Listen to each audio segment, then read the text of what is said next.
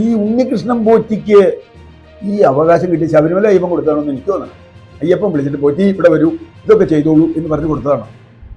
കഴിഞ്ഞ ഇത്രയും കാലമായി 2018 മുതൽ അല്ലെങ്കിൽ 19 മുതൽ അവിടെ നടക്കുന്ന തട്ടിപ്പുകൾ ഇത്രയും ഉണ്ടായിട്ടും ഒരു FIR പോലും ഈ ഗവൺമെന്റ് ഇട്ടോ? ഇതൊന്നും ഈ ബോർഡ് അറിഞ്ഞില്ല. ബോർഡിനറിയേയില്ല. ബോർഡ് എന്താ പറയാ, നിർവ്വാണത്തിലായിരുന്നു, അത് തപസ്സിലായിരുന്നു ബോർഡ്. കാരണം മുരാരി ബാബു കുഴപ്പത്തിലാണെന്ന് അറിഞ്ഞിട്ടാണ് നമ്മുടെ സുകുമാരൻ നായർ കാലുകെട്ടി വീണത് പിണറായിയുടെ. എന്താ കാര്യം? മുരാരി ബാബു എന്ന് പറഞ്ഞാൽ ആരാ? ചെറിയ ആളല്ല. പാർട്ടി മന്ത്രിസഭയും തീരുമാനിക്കാതെ വാസു പ്രസിഡന്റ് ആവില്ല. വാസു ഇത്തരം ഒരു തട്ടിപ്പ് നടത്തി എന്നുള്ളത് ഞങ്ങൾ അറിഞ്ഞില്ല. പാവം വാസു അങ്ങനെയാണ്. ഭരണഘടനാപരമായ ചുമതല നിറവേറ്റുന്നതിൽ ദയനീയമായി പരാജയപ്പെട്ടു ബോർഡ്. പാർട്ടി നിയോഗിച്ച ബോർഡ് ശബരിമലയിൽ നടക്കുന്ന കൂട്ടക്കൊള്ള, ആ കൊള്ളയ്ക്ക് ഒരു ബന്ധവും ഞങ്ങൾ അറിഞ്ഞിട്ടേ ഇല്ല എങ്കിൽ അങ്ങനെ ഒരു സർക്കാർ ഇവിടെ അധികാരത്തിൽ ഇരിക്കാൻ പാടില്ല. എനിക്ക് അത്ഭുതം തോന്നുന്നത് ഈ BJP-കാർ അവിടെ പോയി ചാനലിൽ വന്നിരുന്ന് വർത്താനം പറയലല്ല. ശബരിമല അയ്യപ്പന്റെ ബിംബം ഒഴിച്ച് ബാക്കി എല്ലാം അവിടുന്ന് കൊണ്ടുപോയി. കട്ടിലപ്പാളി കൊണ്ടുപോയി, ഇത് കൊണ്ടുപോയി, എല്ലാം കൊണ്ടുപോയി. ഒരു എന്താ ഒരു പോറ്റി, ഉണ്ണികൃഷ്ണൻ പോറ്റി, ഒരു പോറ്റിക്ക് ശബരിമലയിൽ നിന്ന് ഏത് സാധനം എടുത്തുകൊണ്ട് വന്നു, ഏത് അവരുടെ പടം എടുക്കാമെന്നും അതിന്റെ അളവെടുക്കാമെന്നും അതിന്റെ മാതൃക ഉണ്ടാക്കാമെന്നും ഈ ഉണ്ണികൃഷ്ണൻ പോറ്റിക്ക് ഈ അവകാശം കിട്ടി ശബരിമല അയ്യപ്പൻ കൊടുത്താണെന്ന് എനിക്ക് തോന്നണം. അയ്യപ്പൻ വിളിച്ചിട്ട് പോറ്റി ഇവിടെ വരൂ, ഇതൊക്കെ ചെയ്തോളൂ എന്ന് പറഞ്ഞു കൊടുത്തതാണ്. ദേവസ്വം ബോർഡിന്റെ സമ്പത്തുകൾ സംരക്ഷിക്കാൻ ഉത്തരവാദപ്പെട്ട ആളുകൾ ആരാണ്? ദേവസ്വം ബോർഡ്, അതിലെ ഉദ്യോഗസ്ഥർ. ആദ്യം ശബരിമലയിലെ കൊള്ള കണ്ടുപിടിച്ചത് ഇപ്പോ കുറ്റവാളികൾ ശിക്ഷിക്കപ്പെടുമെന്നൊക്കെ CPM-കാർ പറയുന്നുണ്ടല്ലോ.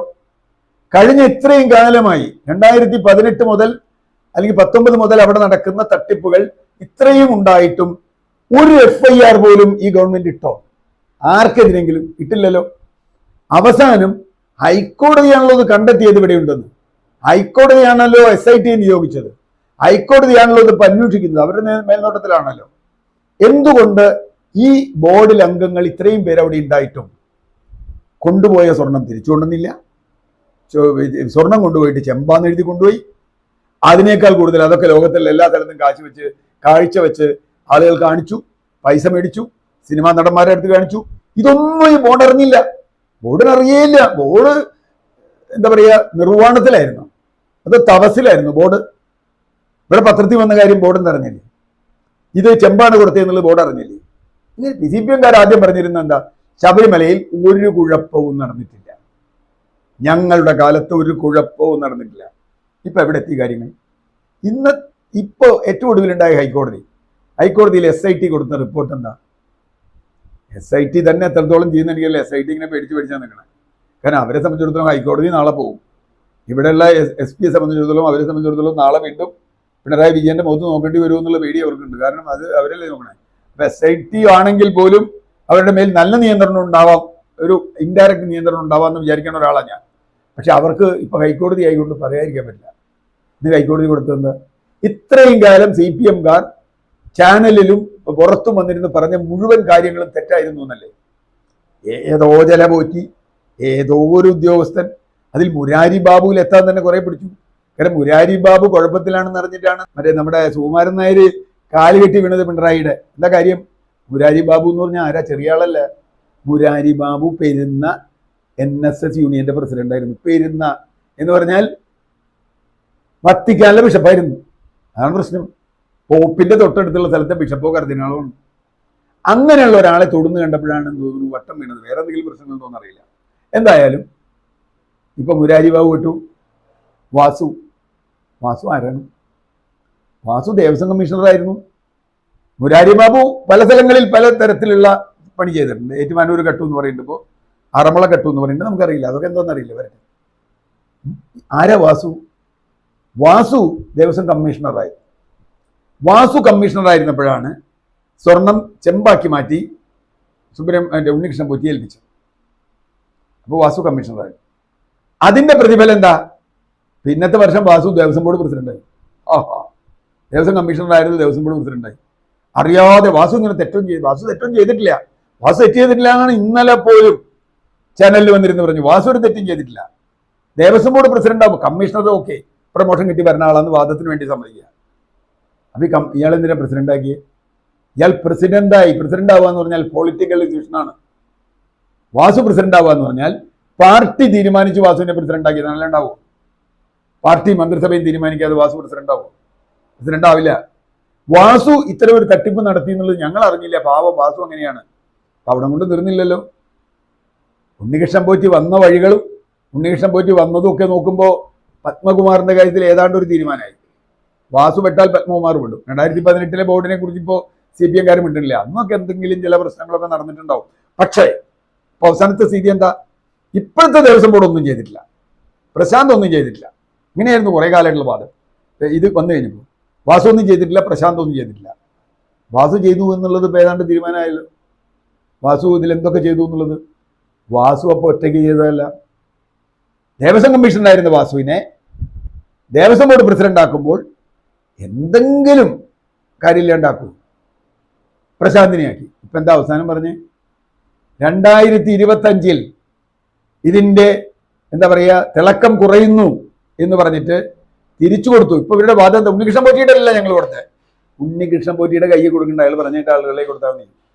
അയാൾ മദ്രാസിൽ ഇത് പൂശുന്ന ആളുകൾ, അവരെന്നെ തട്ടിപ്പുകാരാണ്. അതുകൊണ്ട് ആ കമ്പനി തട്ടിപ്പ് കമ്പനിയാണെന്ന് എഴുതിയ ദേവസ്വം കമ്മീഷണർ ഉണ്ടായിരുന്നു. 7 ദിവസം കൊണ്ട് അയാൾ നിലപാട് മാറ്റി. ആഗസ്റ്റിൽ അയാൾ പറഞ്ഞു തട്ടിപ്പ് കമ്പനിയാട്ടോ. അത് തട്ടിപ്പൊന്നുമല്ല, നല്ല കമ്പനിയാണ്. എന്നിട്ട് പറഞ്ഞാൽ അവർക്ക് ഗ്യാരണ്ടി ഉള്ളൂ. ഗ്യാരണ്ടി എന്തിനാ? സ്വർണം കൊണ്ടുപോയി വിൽക്കാനാ. ഒരിക്കൽ സ്വർണം കൊണ്ടുപോയി തിരിച്ചു കൊണ്ടുവരുമ്പോൾ സ്വർണം കുറവുണ്ടായെങ്കിൽ പിന്നെ ആ കമ്പനിക്ക് കൊടുക്കാമോ ഗ്യാരണ്ടി ഉണ്ടെന്ന് പറഞ്ഞിട്ട്. അങ്ങനെ ഗ്യാരണ്ടി ഉണ്ടെന്ന് പറഞ്ഞ ഒരു ഗ്യാരണ്ടി കടലാസ് ഉണ്ടെങ്കിൽ ഇനി ഗ്യാരണ്ടർ ആരാ? ഉണ്ണികൃഷ്ണൻ പോറ്റി. ഉണ്ണികൃഷ്ണൻ പോറ്റി ഗ്യാരണ്ടർ, അയാൾക്ക് പറയാൻ പറ്റൂ. അയാൾക്ക് വീണ്ടും എഴുതുന്നു പ്രശാന്തിന്റെ ബോർഡ്, താങ്കൾ വരണം, ഇതാ ഇവിടെ മങ്ങിയിരിക്കുന്നു, ഇത് കൊണ്ടുപോയി വീണ്ടും ഒന്നും കൂടി പ്ലേറ്റ് ചെയ്ത് കൊണ്ടുവരണം. അപ്പോ 10-15 വർഷം മുമ്പ് മല്ലയ്യ കൊടുത്ത സാധനം എവിടെ? അതറിയില്ല. 5-6 കിലോ സ്വർണ്ണ ഉണ്ടായിരുന്നുള്ളൂ. അത് എവിടെ പോയിന്നറിയില്ല. തേഞ്ഞു പോയിണ്ടാവും. 5-6 കിലോ സ്വർണ്ണയും സ്വർണ്ണപ്പാളിയും ഇതുമേൻ തേഞ്ഞു പോയോ? അപ്പോൾ പ്രശ്നം ഇത് വളരെ ലളിതമായൊരു കാര്യമാണ്. ഈ തട്ടിപ്പുകൾ ദേവസ്വം ബോർഡ് നേരത്തെ അറിഞ്ഞിരുന്നു. അറിഞ്ഞ് അത് നടത്താൻ നേതൃത്വം നൽകിയ വാസുവിനെ കമ്മീഷണർ സ്ഥാനത്ത് നിന്ന് റിട്ടയർ ചെയ്തപ്പോൾ പ്രസിഡന്റാക്കി. അപ്പോൾ അന്നത്തെ ദേവസ്വം മന്ത്രിക്ക് എന്തെങ്കിലും പങ്കുണ്ടോ? ഇവിടെ ഒരു പ്രശ്നം എന്താ വെച്ചാൽ, ഏറ്റവും പ്രധാനപ്പെട്ട പ്രശ്നം എന്താ, ഇതിന്റെ യഥാർത്ഥ ചുമതലക്കാരനായ നാളെ സെക്രട്ടേറിയറ്റിൽ നിന്ന് കുറെ കസേരയും മേശയൊക്കെ ഒരാൾ കൊണ്ടുപോയാൽ ആരോ പറഞ്ഞു കൊണ്ടുപോയിക്കോളാൻ പറഞ്ഞു കൊണ്ടുപോയി. മുഖ്യമന്ത്രിയോട് ചോദിക്കുമ്പോൾ ഏതോ ഉദ്യോഗസ്ഥൻ കൊണ്ടുപോയത്. അതിപ്പോൾ ഞാൻ അറിയാൻ പറ്റില്ല. കസേരയും മേശയല്ലേ ഇത് സ്വർണ്ണ. അപ്പോൾ തീർച്ചയായിട്ടും ശബരിമല പോലെ അതിന്റെ വിശ്വാസത്തിന്റെ ഘടകമൊന്ന്, അതിന്റെ ഭരണഘടനാപരമായ ചുമതലയുണ്ടല്ലോ. വിശ്വാസം അവിടെ നിൽക്കട്ടെ. ഭരണഘടനാപരമായ ചുമതല നിറവേറ്റുന്നതിൽ ദയനീയമായി പരാജയപ്പെട്ടു ബോർഡ്. പാർട്ടി നിയോഗിച്ച ബോർഡ്. പാർട്ടിക്കൊരു ഉത്തരവാദിത്വമില്ലേ? പാർട്ടി നിയോഗിച്ച ബോർഡ് ചെയ്താൽ, പാർട്ടി നിയോഗിച്ച മന്ത്രി ചെയ്താൽ പാർട്ടിക്ക് ഉത്തരവാദിത്വം ഇല്ല. പാർട്ടി നിയോഗിച്ച പഞ്ചായത്ത് പ്രസിഡന്റ് ചെയ്താൽ വല്ല ഉത്തരവാദിത്വം? അതൊന്നുമില്ല. പഞ്ചായത്ത് പ്രസിഡന്റിന്റെ കുഴപ്പം. അപ്പോ വർഷങ്ങളായി 8-9 വർഷം 6-7 വർഷത്തിൽ കൂടുതലായി ശബരിമലയിൽ നടക്കുന്ന കൂട്ടക്കൊള്ള, ആ കൊള്ളയ്ക്ക് ഒരു ബന്ധവും ഞങ്ങൾ അറിഞ്ഞിട്ടേ ഇല്ല എങ്കിൽ അങ്ങനെ ഒരു സർക്കാർ ഇവിടെ അധികാരത്തിൽ ഇരിക്കാൻ പാടില്ല. ആ സർക്കാരിനാണ് അതിൻ്റെ ഉത്തരവാദിത്വം. ഇപ്പോൾ ഇന്ന് ചോദിച്ച ഒരു ചോദ്യം വളരെ പ്രസക്തമാണ്. ഇത് അഴിമതി നിരോധന നിയമത്തിൽ പെടുമോ ബോർഡ് എന്നാണ് SIT അന്വേഷിക്കാൻ പറഞ്ഞത്. എനിക്കത് മനസ്സിലായില്ല. ഹൈക്കോടതിക്ക് തീരുമാനിക്കാമല്ലോ നിയമം നോക്കി. എന്താ ഹൈക്കോടതി SIT അന്വേഷിക്കാൻ പറഞ്ഞതെന്ന് എനിക്കറിയില്ല. അപ്പോൾ അങ്ങനെയെങ്കിൽ അഴിമതി നടത്തുമ്പോൾ ബോർഡിന് അഴിമതിയുണ്ട്. ബോർഡിന്റെ അഴിമതി ഒരു ഉണ്ണികൃഷ്ണൻ പോറ്റി മുതൽ അല്ലെങ്കിൽ മുരാരി ബാബു വരെ മാത്രം നീളുന്നതല്ല. സർക്കാരിന്റെ ചുമതലയിലുള്ള സ്വത്ത് കൊള്ളയടിച്ചു പോയാൽ ആ സർക്കാരിന് ധാർമ്മികമായും നിയമപരമായും ഉത്തരവാദിത്വമുണ്ട്.